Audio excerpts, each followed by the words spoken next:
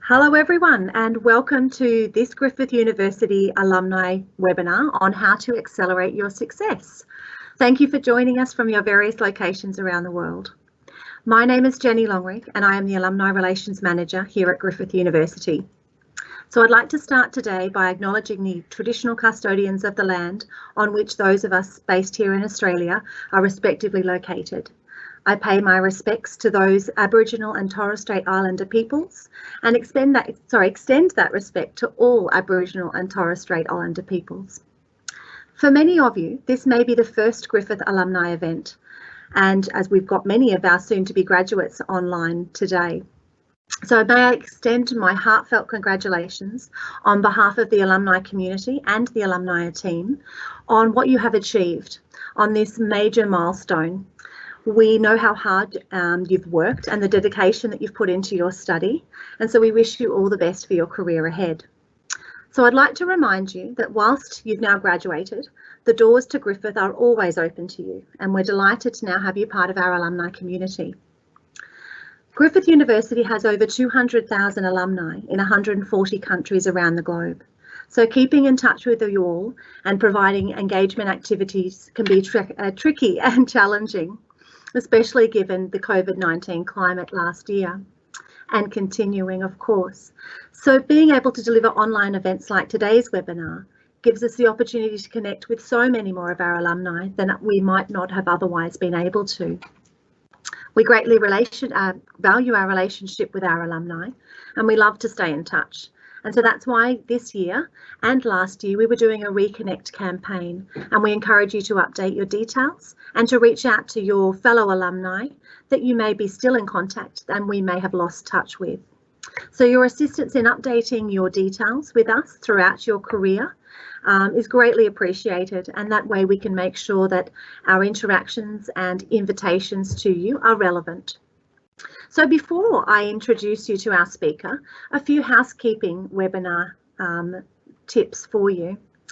A sheet on how to participate in today's session was emailed to you. So here's a little reminder. You can ask questions about the content at any time during through the Q&A panel on your screen. We'd like to advise you that this session is being recorded and the content will be shared at a later date. So if you'd like to post a question, but you'd like not to be personally identified, just check the anonymous button at the bottom of your question panel. So we do encourage the conversation to continue after today, and our exclusive Griffith Alumni LinkedIn group is a great place to do that. Now, I am delighted to introduce you to our guest speaker, Ineke McMahon. Ineke is a double degree graduate from Griffith University, having completed a Bachelor of Psychological Science and a Bachelor of Business in 2005. Ineke is one of Australia's most recognised and established executive recruiters and career strategists with a career spanning 2 decades.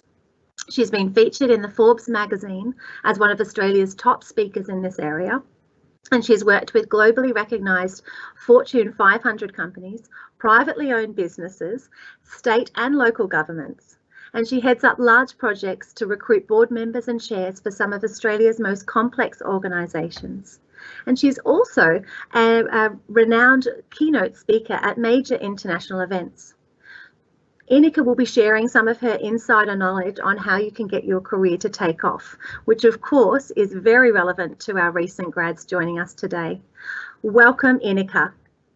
I will now ask you to unmute and join us. Hi everybody, thank you for joining us today. It's very exciting to be here. I'm very excited that some of you are only about to recently graduate too, so that's exciting. It might be people who are middle of their career or beginning of their career, but hopefully you'll find this information really relevant to everybody.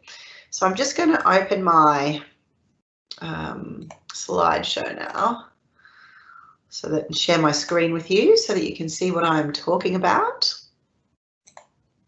Right, can everybody see that? Great. So now just letting you know too, if you've got questions about any of the content as I talk, you can post those questions in the Q&A section, and there'll also be a dedicated time for questions in the end as well. So welcome. A little bit about myself. I think Jenny did a really good job of introducing me in terms of my background and skills and experience. I've been recruiting executives in the Australian landscape for over 2 decades now, and also am the co-founder of the Path to Promotion Learning and Development Academy. So we have developed a 6-step process which guarantees people to get ahead in their career no matter the industry. So I'm really keen to hear what sort of industries people are joining us from. So if you'd like to just pop a note in the Q&A section about what sort of backgrounds you're coming from. Is it health? Is it business? Is it engineering? Whatever it might be, it's I can sort of tailor some of my responses based on what sort of backgrounds you've got.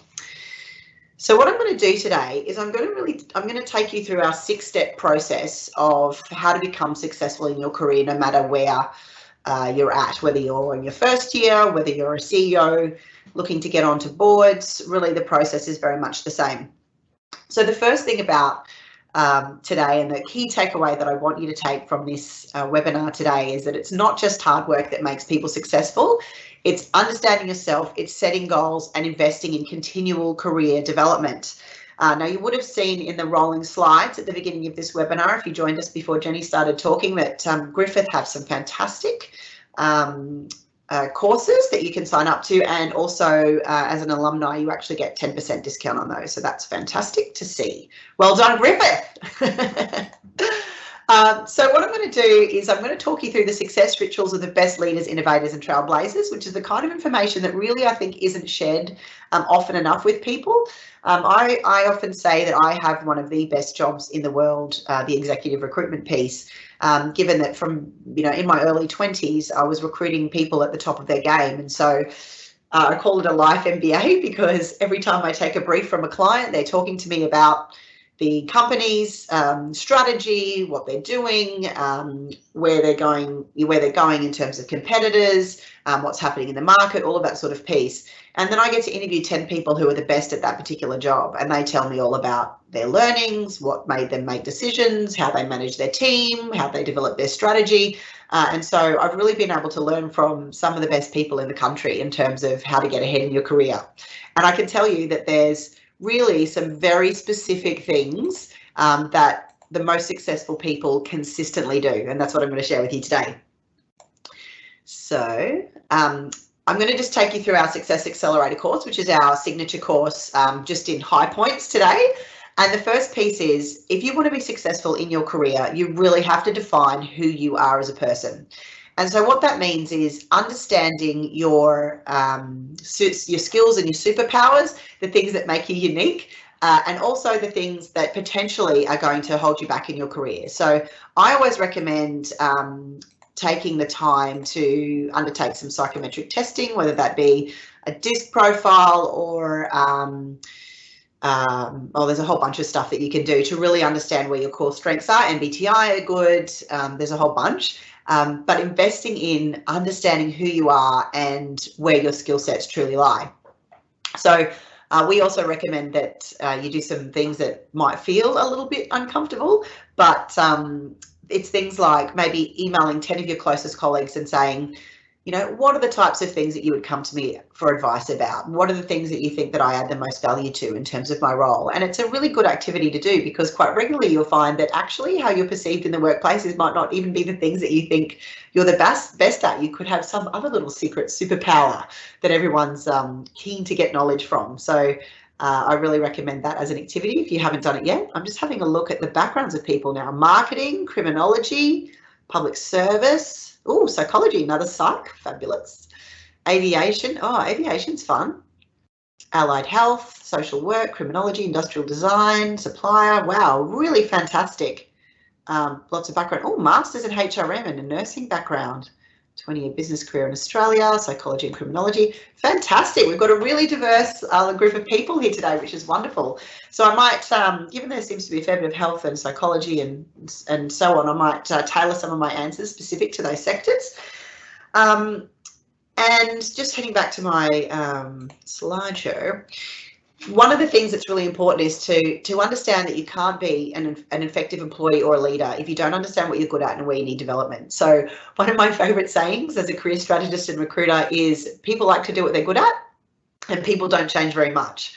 And what I mean by that is, whilst you can invest in your skill set, so for example, if you're not naturally good at public speaking, you could absolutely invest in getting better in those skill sets. Who you are as a person and what you enjoy fundamentally doesn't change very much throughout your career. So for example, if you're a highly detailed, strong engineering, love solving complex math problems and sitting at desk and, poring over numbers all day, you're never going to enjoy a role where you're client facing, having to do business development, all of that sort of piece. Alternatively, if you're a huge people person and you love a sales type role, you're not going to enjoy a role that's heavy on the administration side. So it's understanding who you are as a person and making sure that your career follows a path that aligns with fundamentally the things that you like and who you are as a person. The flip side of that is understanding where your weaknesses are and ensuring that you've got the tools and systems around you to make sure that you're constantly working on those areas where you might not be as strong. So, for example, quite a lot of introverts who come up through their careers as potentially, finance people or technical people, once they start getting into executive, the areas that they really need to focus on are the people pieces, speaking in public, communicating effectively, all of those sorts of pieces. So it doesn't mean you can't do it. It just means you need to understand where you need to focus those attentions. So my advice is push yourself into areas that make you feel uncomfortable.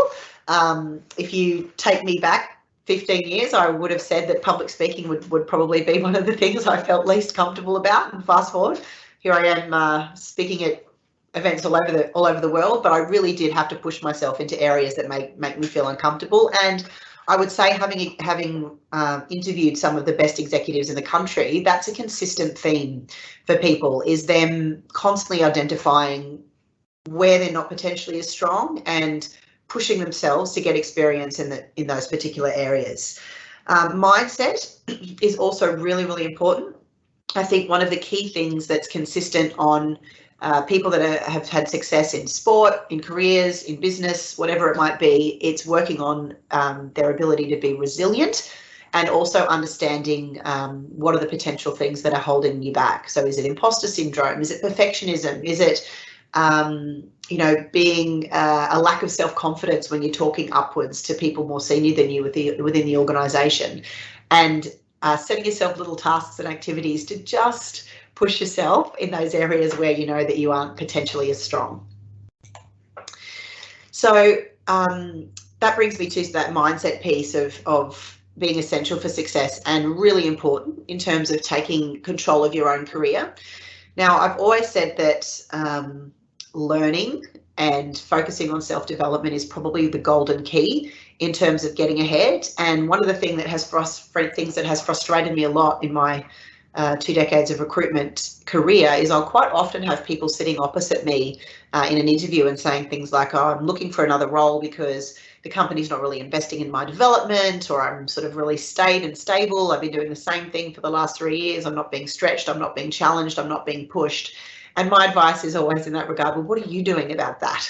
Are you looking at other areas where you can, invest in courses outside of potentially your organisation? Are you bringing them to your manager and saying, hey, look, I know I'm not particularly strong in, speaking in public, for example, so I want to go and do this short course on public speaking, or I know I'm not as good in the finance areas as I could be, and so, Griffith's running this short course on finance skills and I'd like to do that. It's really about taking control of your own development, and really successful people do that well. I'm just going to have a quick check and see if there's any questions that I need to. Don't think so. Okay, great. So the second piece to the 6-step formula of becoming successful is understanding that performance management and performance reviews and those sorts of pieces are actually your responsibility. And I'll give you a perfect example of that. And I use the example of why do people get promoted? Why do people get better jobs, or why do people get career advancement over some others? And the answer is, it's not necessarily the people who are best at their jobs, but it's often the people who manage up really well, or they're really, really good at interviews. So personally, I think a lot about the recruitment process is fundamentally flawed. And when I say that, what I mean is that sometimes the best interviewee on the day gets the job, not the person who's best at their job, not the best employee. And I guess the way to explain that is a good candidate or someone who interviews really, really well. They look good, they sound good, they present really well, they talk a really good talk, but they might not walk the walk. Whereas on the flip side, someone who is absolutely amazing at their job probably hasn't had a lot of interviews, and so they're a little bit more awkward.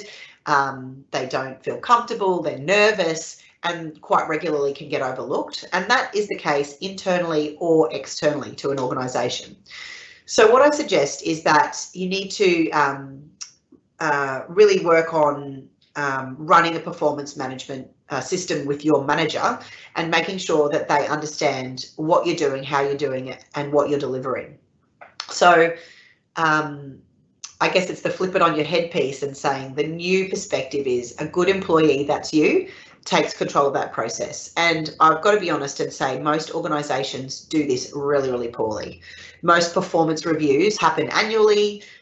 You might get a form to fill out a few weeks beforehand, but it's really, my personal opinion after a long time recruiting businesses is I'll often have, you know, CEOs sitting in front of me saying, oh, people are my most important asset. I say, great, tell me about your succession planning. Tell me about your performance management framework. Tell me about how your managers weekly encourage and develop your staff. And it's you know, there's no answers around that sort of stuff. So really, if you want to be fantastic in this space, it's about taking control of that process yourself.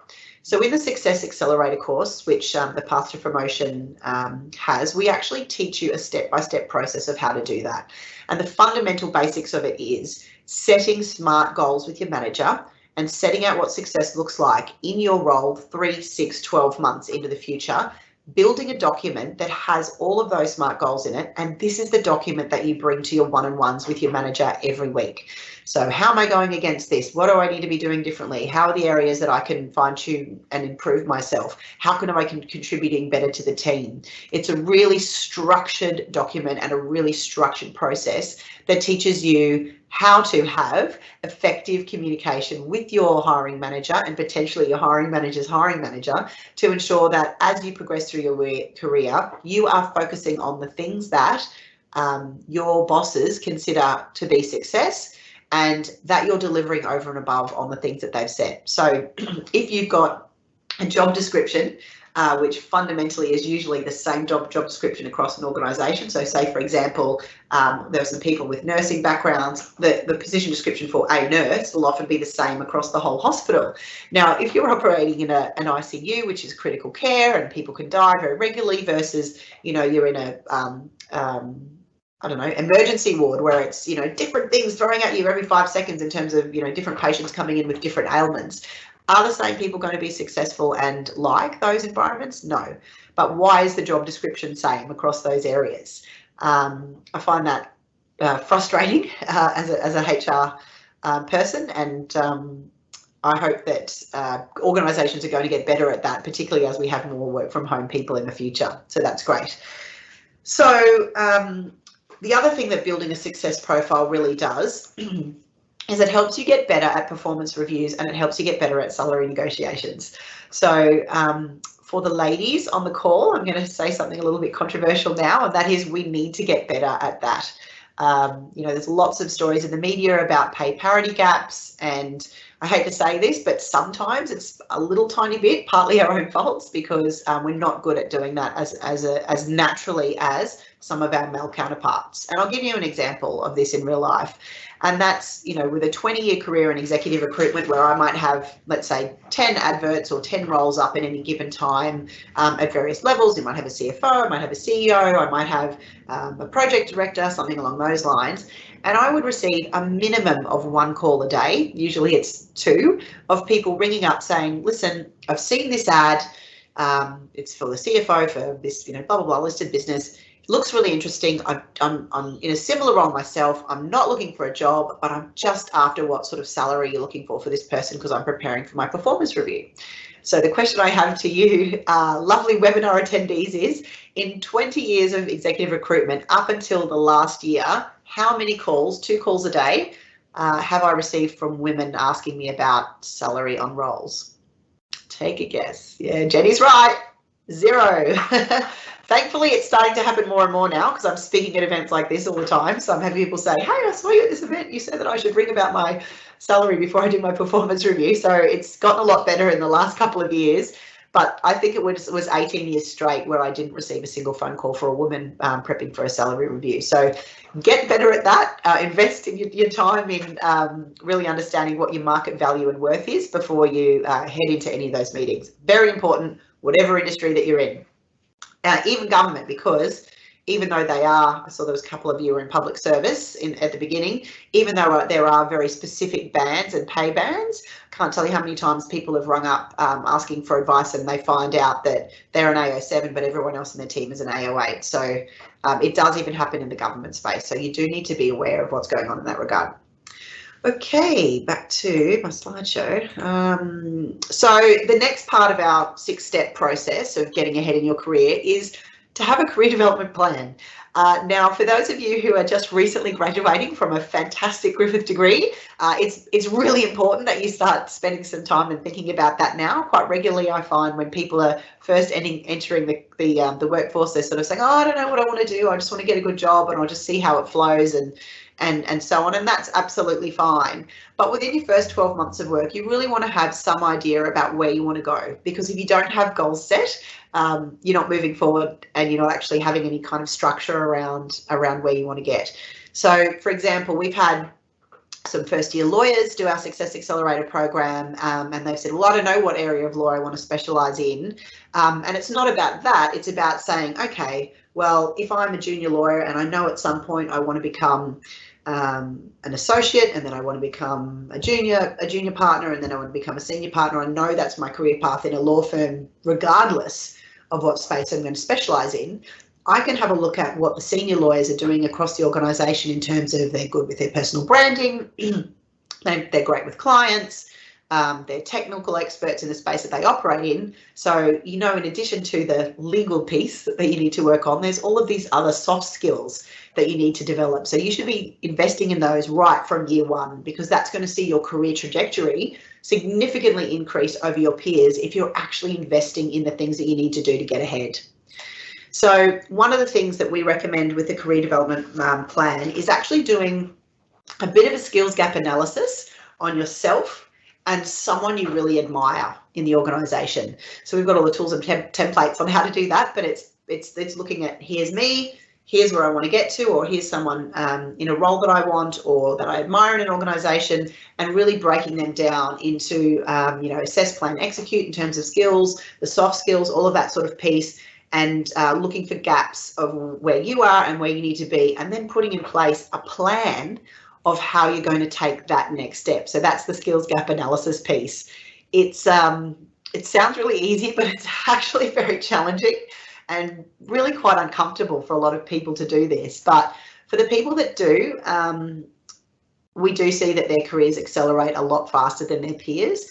And particularly, you know, I get to interview a lot of people who are in CEO roles who might be in their 40s, and they've got there a lot faster than their peers. And this is the stuff that they do really, really well.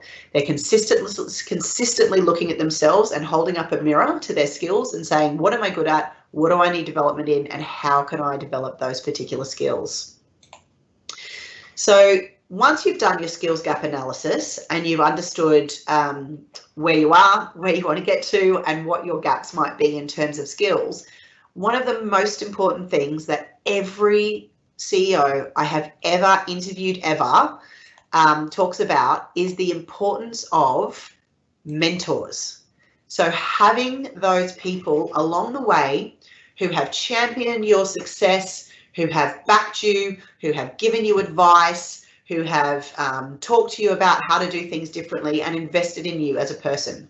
So at Path to Promotion, we recommend that you have 3 types of mentors, not just one. And those 3 types of mentors are, number 1, a skills gap mentor. So let's say, for example, when you were doing a skills gap analysis, you identified that potentially one of the areas that you wanted to get better in was finance. So your obvious mentor in your organisation in that particular instance would be the CFO or someone who's relatively senior in the finance space. So what I recommend is, in terms of building relationships with your skills gap mentors, is going to those people and having a conversation that goes something along the lines of, look, I'm currently in an XYZ job. I've identified that finance is an area that I'm really not strong on. Could you give me some of your stuff, some of your work or something that you work on? I'll take it home over the weekend. I'll give it a go. I'll probably make mistakes, but at least, you know, for you, you're getting someone for free doing some of your grunt work. And then can we have a cup of coffee once a month and just, you know, talk me through my thinking in terms of the financial aspects of you know what you do, and also the financial aspects of my own role. Now, I've been giving this advice for a long time now, and I can tell you that never in the history of the world has someone, if you approach them and say, can I do some of your work for you, say, no, go away, that's a terrible plan. Most people are thrilled that someone is interested enough in A, what they do, and B, you know, are wanting to self-develop. If you're really passionate about becoming the best version of yourself and you're willing to give to get in terms of development, you will just be so successful so much faster than your peers. So that's mentor number one, skills gap mentor. Mentor number two is a me in the future mentor. So that's when you've done your career mapping plan of where you want to get to. It's looking at, you know, let's say you're in a, I don't know, what was some of the criminology? I don't know, what is a career in criminology? I'm not even sure, but that sounds fascinating. I would love to study that. I'm going to put that on my to-do list in terms of my next Griffith engagement.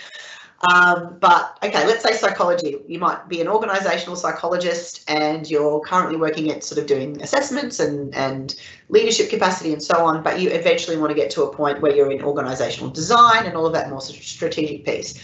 So you would need to identify either someone in your own organisation or someone in your wider community and network who's in the type of role that you eventually want to get to. So that's the me in the future mentor. And it's pretty easy to build a relationship with those people because it's complementary when you're going to someone and saying, hey, you've had an amazing career. I want to model my career on you. I'd like to get to where you want to get to. Can I buy you a cup of coffee or a breakfast or take you to a Zoom meeting or whatever it might be once a month, and really just pick your brains about why you've been successful, how you've gotten to where you've gotten to, and potentially give me some advice on some of my own career development. So whilst I'm a huge fan of study and doing degrees and investing in your skills in terms of the educational aspects, I can tell you that your careers will significantly accelerate if you also invest in some really good mentors. And sometimes you can learn a lot more from a mentor in one conversation than you can in a whole textbook. So that's the mentor number two, me in the future.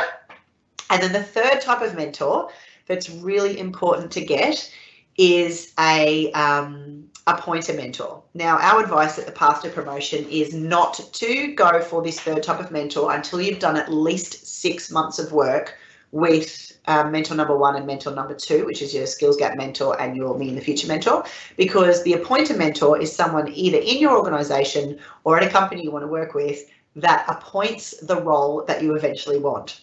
And you can imagine, if you're following these 1, 2, 3, 4 steps that we're up to already, imagine the powerful conversation that you would have with this appointed mentor that looks something like this. Hi, Jenny, my name's Ineke. Eventually I want to get into a role of XYZ.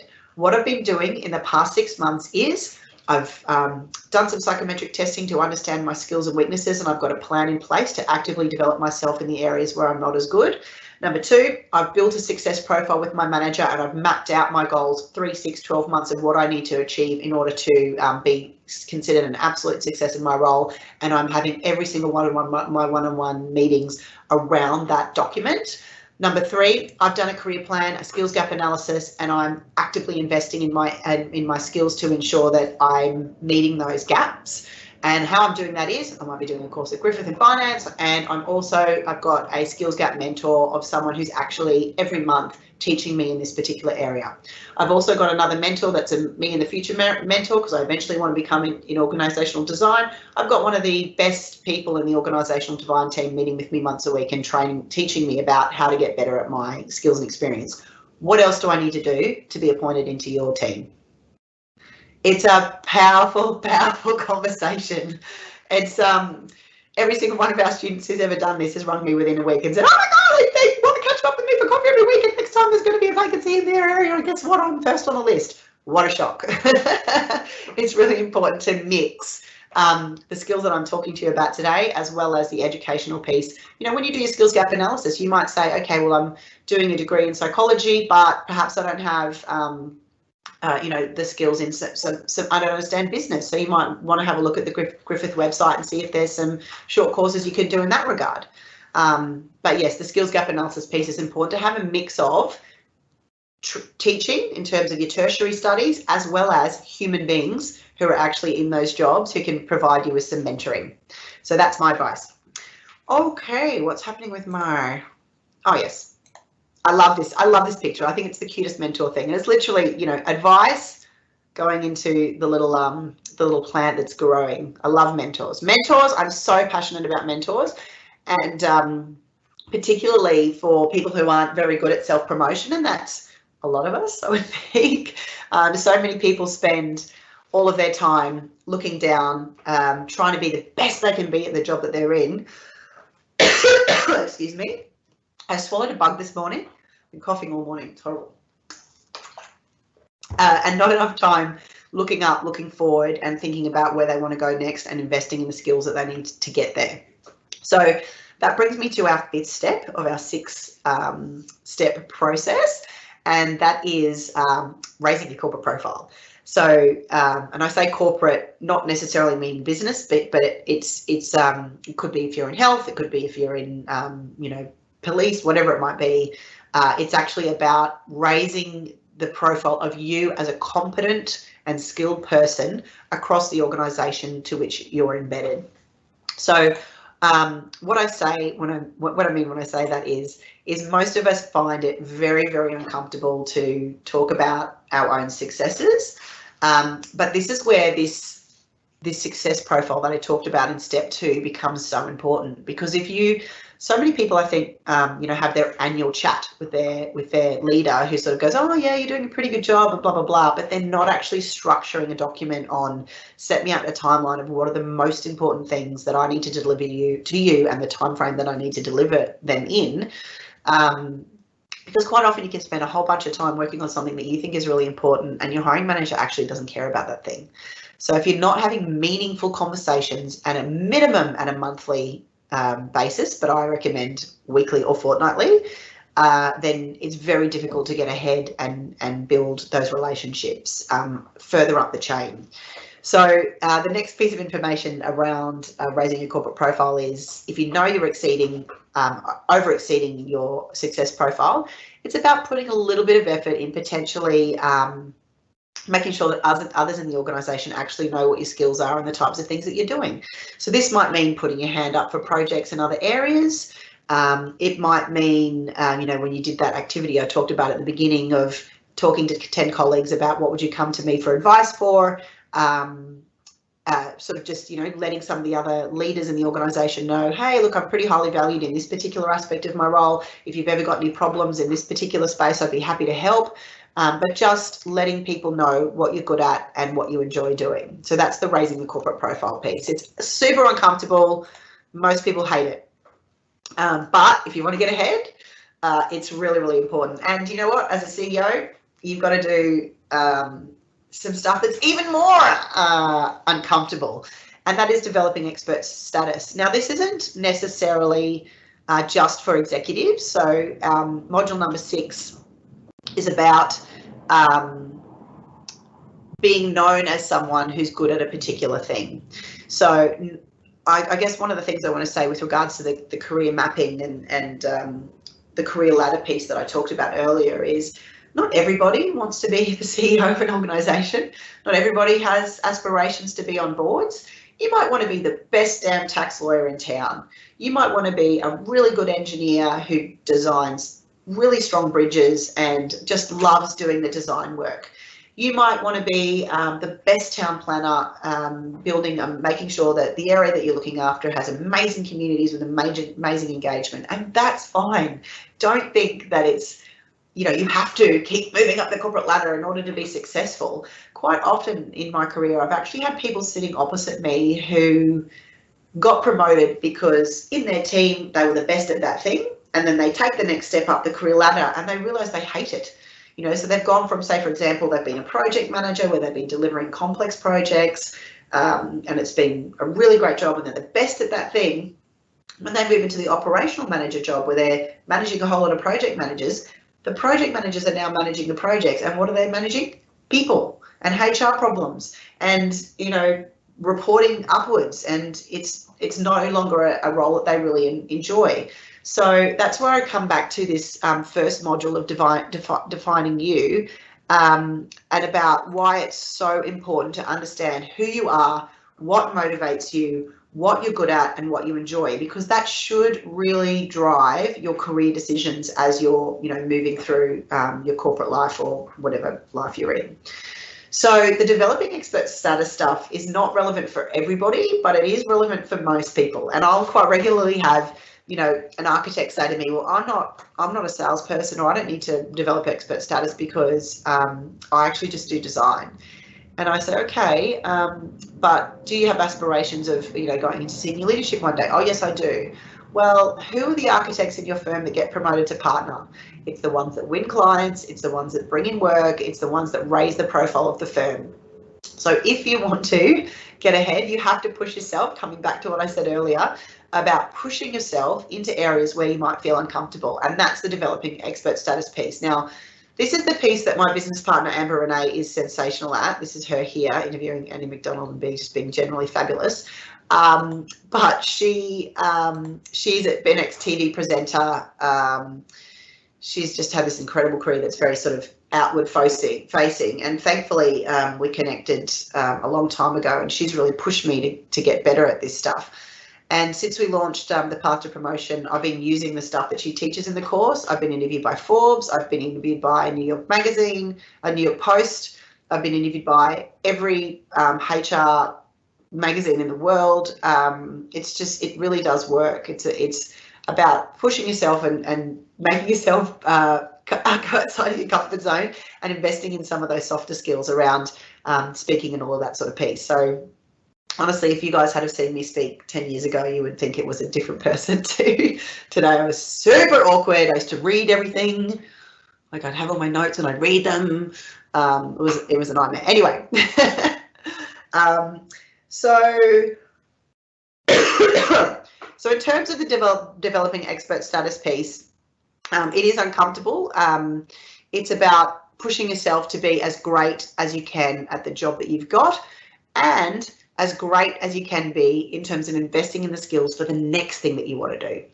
And that all kind of links together, as you can sort of see these 6 steps of understanding yourself and where your strengths are, and identifying areas to develop, building a strong performance management system with your hiring manager so that they understand that you are delivering over and above and that you are incredibly successful at your job, having a bit of a career plan. And look, that can be fluid and flexible and change as your life changes, but at least having some sort of goal, and mapping out where your skills deficits are, and investing in either training with a place like Griffith, or a success accelerator like our program, or getting some coaches or whatever it might be, is really, really important. Then it's about having some great mentors, pushing yourself to raise your corporate profile, and developing expert status across your industry.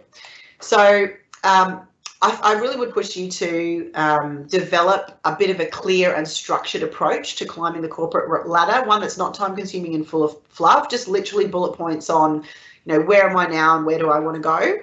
And I think one of the things that most of my candidates say to me is that they're really tired of working really hard and feeling overlooked, underappreciated, or unseen by the leadership team. And so spending that time developing that success profile and a performance management framework with your manager will help you feel different to those things. So this is my business partner, Amber.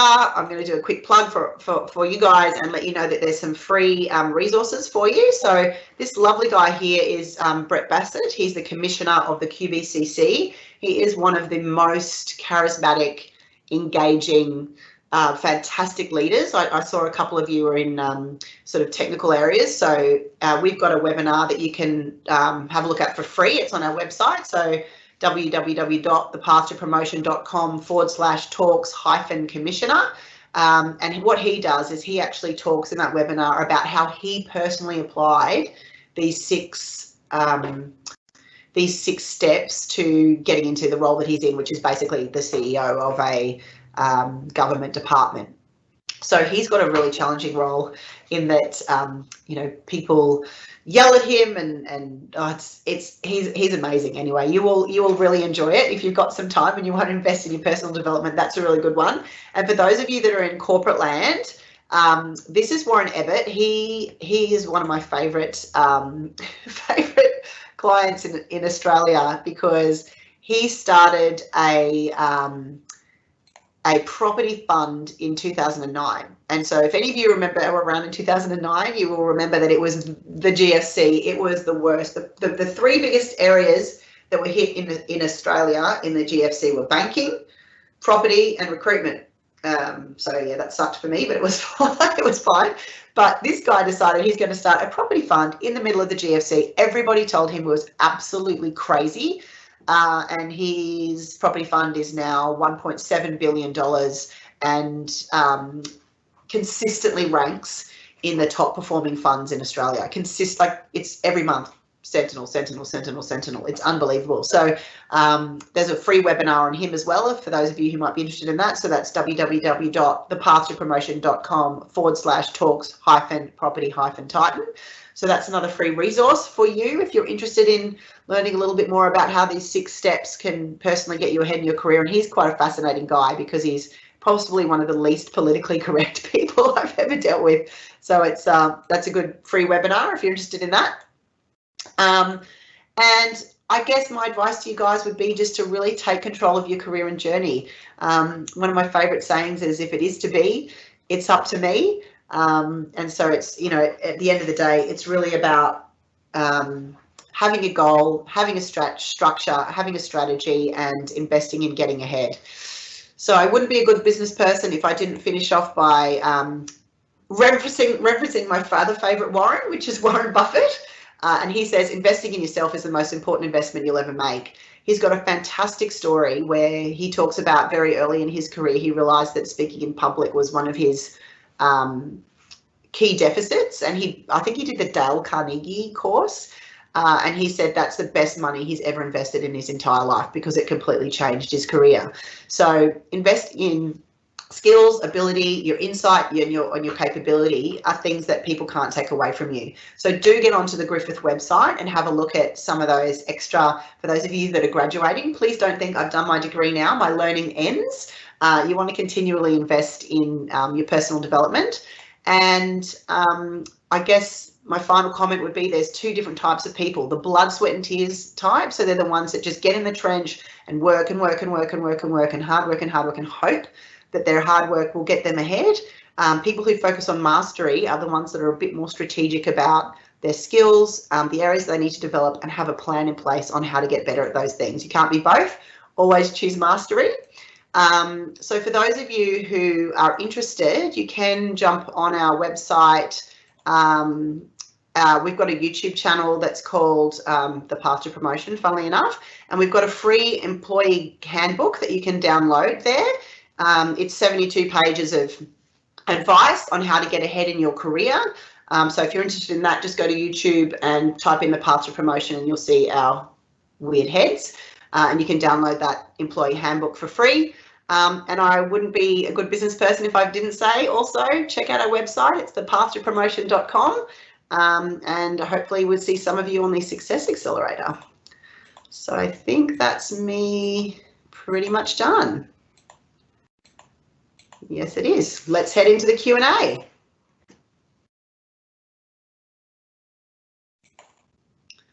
All right, let's see. Wow, there's heaps of stuff. Okay, so Anonymous says, thank you for the tip on performance document. Do you have a suggested template for a structured performance template or suggested headings for build on our own? Well, we teach that in Success Accelerator.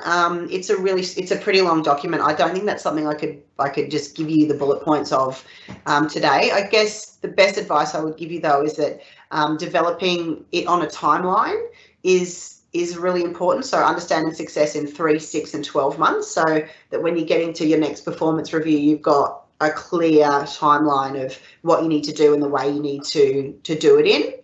I'm a recent biomedical science graduate and an international student. I'm still finding it difficult finding entry-level jobs in health pharmacy. What are the key advices you would have for such a situation? Okay, then you need to get better at interviews. That's the most important thing. And so if you go to our YouTube channel, which is The Path to Promotion, there's about 5 or 6 videos on there that are free on how to get better at interviews. So how to prepare for an interview, how to answer interview questions, how to answer interview questions for executive, questions to ask at the end of the interview, all of that sort of piece. So I think what I said earlier around, sometimes the best interviewee gets the job, that's definitely the case. So if you're finding that you're not getting, you're getting to interviews and you're not getting the job, it means you need to invest in your interview skills. So go check out those videos at YouTube, The Path to Promotion.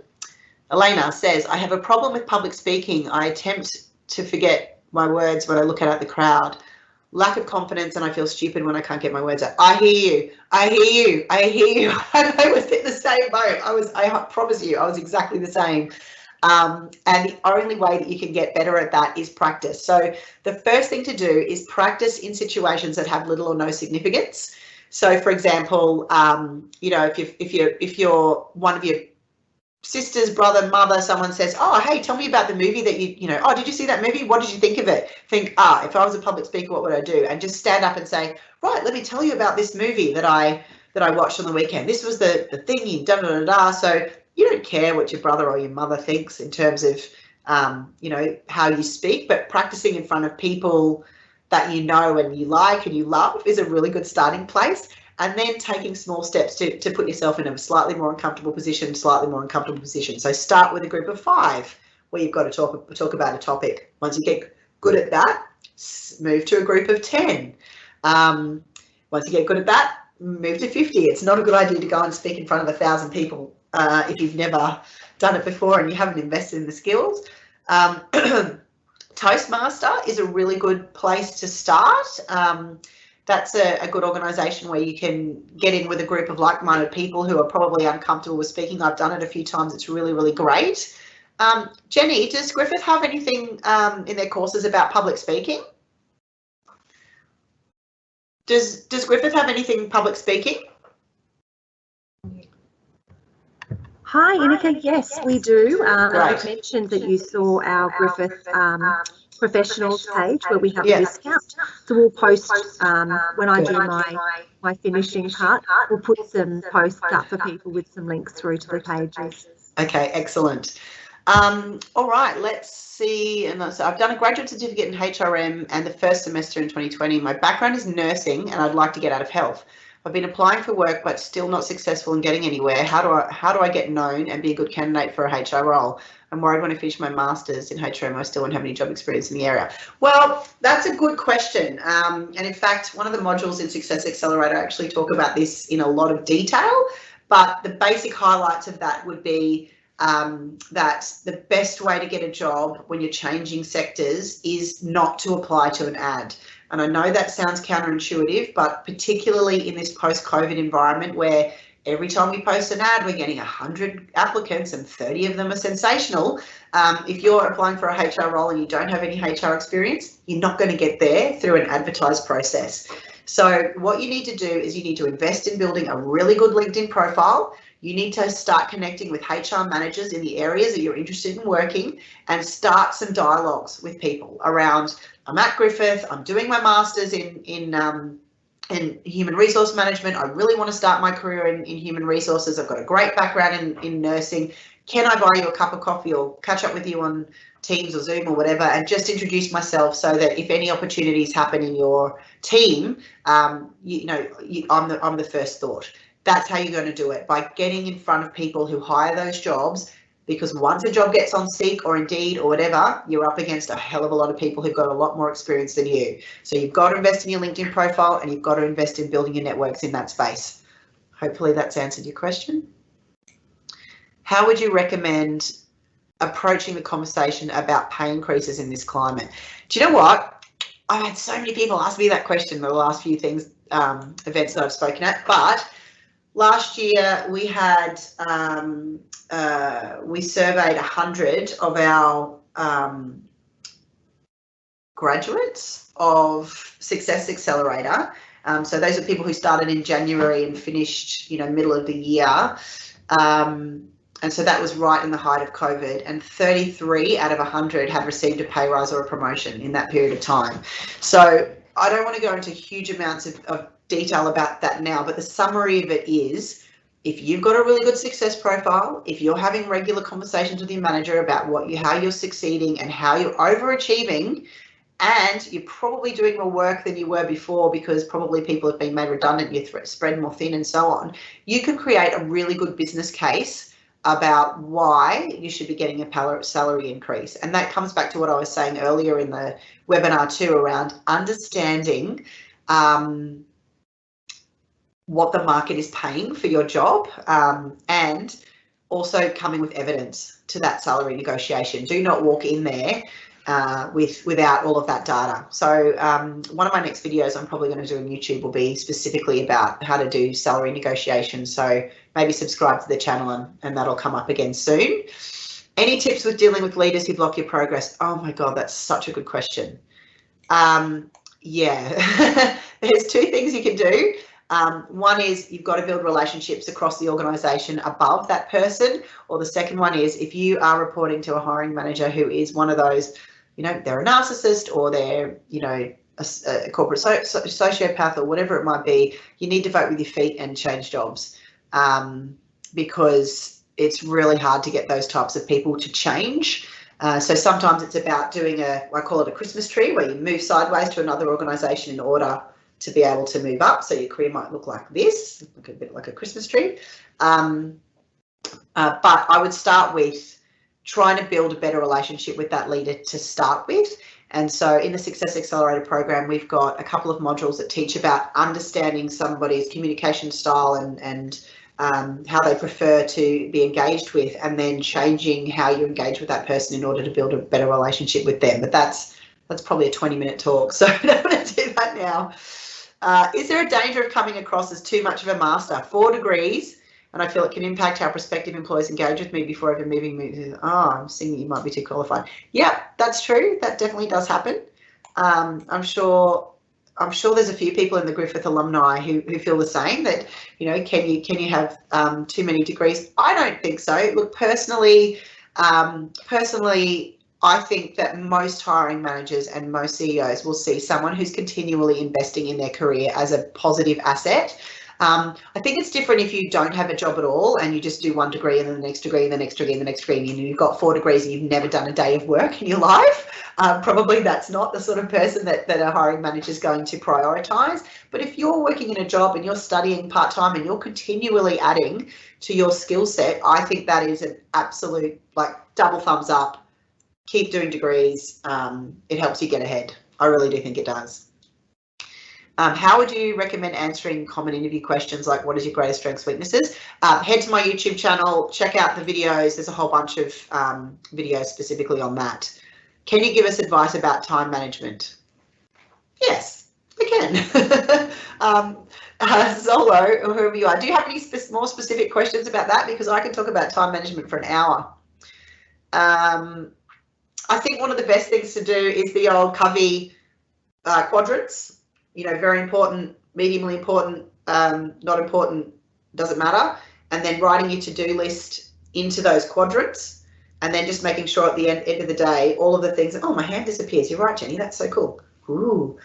Making sure that all of the things in the very important quadrant are completed at the end of every day. So I think what most people do is, they get in the trenches and they're just doing their work. I start every day and every night. I do the same thing, which is I start with I get in the morning, I get my to-do list, and because I write it out the night before. So every night before, when I get home or when I'm leaving my job, I write down, these are the 10 things that I need to get done tomorrow, and then I number them from most important to least important. When I get in the morning after I've had a sleep and your brain does things, you might decide that that's, you might want to rearrange that. And I look at my most important to least important, and I attack those tasks in that order. So I've had so many of our candidates and graduates and students and so on ask me questions around that, and so many people don't even have a to-do list. I revisit my to-do list 4 or 5 times a day. So hopefully that's answered your question. Give me a shout if you want more detail around that. Criminology is vast and applying for jobs is hard. Do you know, I do not know anything about this space. So this is, I don't know if I'm going to add much value, but also saturated on the market with courses like criminology and criminal justice, psychology and criminology, law and criminology. I don't know, but they all sound like amazing degrees. Oh, I'm going to talk to you about that later, Jenny. Maybe I want to do one of those. Those sound great. How to stand out in the job market? Yep, got to be good at interviews, and got to have a rock star resume. I think also getting as much job experience as you can when you are working. Don't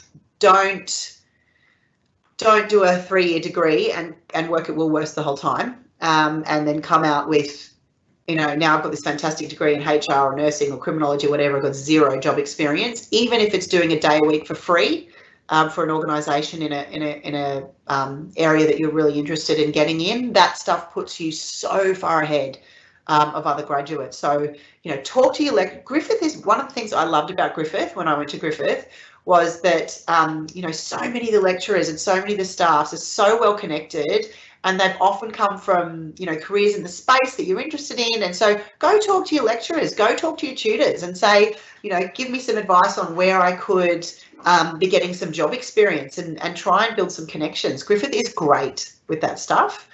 Final question, what would you say is your best career decision? Oh, geez. Okay, I would say 2 things. I know you've asked for the best, but I'm gonna say 2. One of the best things I think I did was do psychometric testing in grade 10 when I was at high school, and it spat out all of the things that I would be good at. And so I knew that I wanted to do psychology and HR, by the time I got into grade 11. And so choosing that degree, Griffith was the only one that did it as a double degree too, which was an easy choice for me to go to Griffith. But knowing who I was and what my personality was suited to really early in my career was a huge advantage over some of my peers, because I knew what I was suited to. And then the second thing would be, I got heaps of job experience while I was at university. I worked at family services. I worked at free counselling clinics. I worked a day a week. I worked at Village Roadshow in the HR department. I did a whole bunch of stuff, and I realised that a career in HR management was not what I was interested in. And so I was recruitment were some of the subjects that I enjoyed the best at uni, very surprisingly. And so I was in an executive recruitment role at the age of 21. So I know most of you earlier would have been saying, what, 20 years of recruitment, but she's so young and beautiful. That's true. I got into my perfect career straight out of uni. Well, actually, I still had a year to go, but I knew where I wanted to go, and being in recruitment as early as I was, I think was probably my best career decision, because I've loved every single minute of it. Okay, that was the final question. Yay! Okay, so over to Jenny.